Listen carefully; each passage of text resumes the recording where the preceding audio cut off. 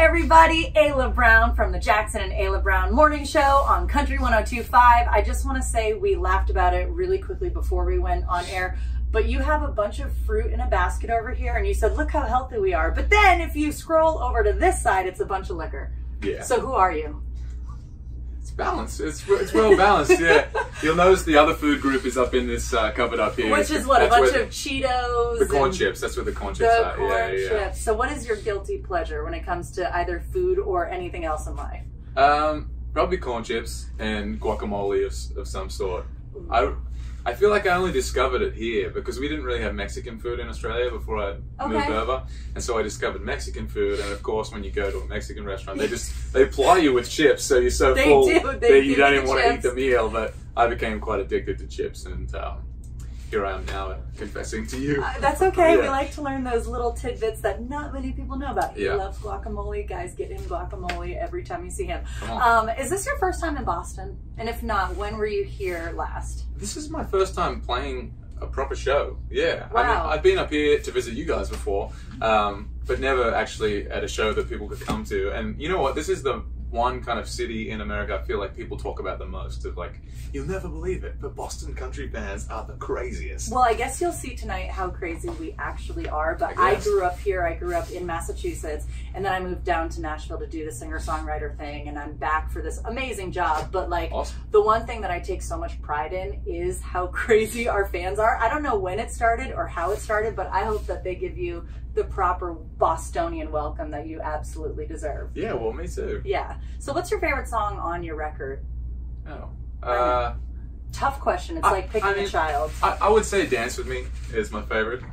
It's for good reason. Yeah, I mean, it's just like the most honest one on there, I think. I feel like I wrote it so quickly and so personally, and I feel like that's the one, of all of them, that will stand the test of time, that hopefully I will still enjoy listening to when I'm 100 years old. Well, it's those songs, those slower, emotional songs. Do you co-write all of your songs? Yes. I mean, to certain extents too.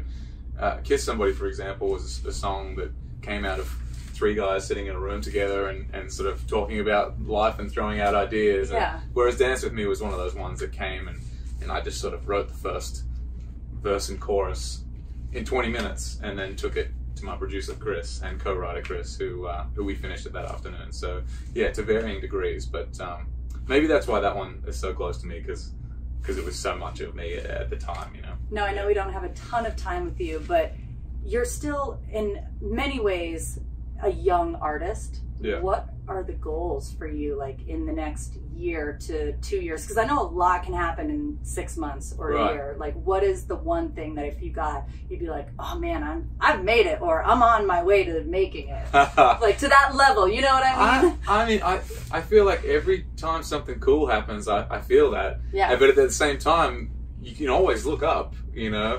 And I feel like, especially being on this tour with Old Dominion and with Dan and Shay at the end of last year, and we're about to go on the road with them in a couple of weeks as well, they're both perfect examples of really good people that work really hard. And they're talented as well, but above that, they're good people that work really hard and just keep doing it every day. And I feel like that's all you can do. And they're both two really good examples of when it really works out. And if someone is going to Australia for the first time, what should they eat? Because here in Boston, I'm going to say you should have a lobster roll and some chowder. If I were to go to Australia, which I have been one time on a layover, it was really cool, but like, what would you tell people to do or eat? Well, if you like seafood, you should definitely try the barramundi, which is this estuary fish that's native to Australia. Okay. It's really good. Yeah. All right. Check it out. Well, thank you guys. This is Morgan Evans. Good luck tonight. Have a blast, and Boston loves you. Love you.